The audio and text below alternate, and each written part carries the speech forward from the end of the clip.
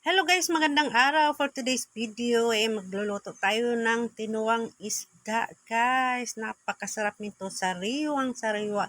Binili ko kaninang umaga doon sa merkado. Nandiyan na yung sili, yung kamati, sibuyas, tanglad, at saka syempre yung siling haba. Hindi mawawala yan para mawala yung langsa ng isda.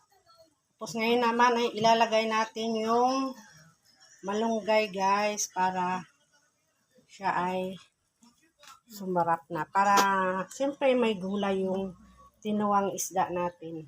Yun, sinabawang isda. Kasi sa amin yan ay tinuwang isda. Anong isda yata to? Parang kalimutan ko yung pangalan ng isda. Yung basta nakalimutan ko. Alam ko yan. Alam ko yung isda na yan. Pero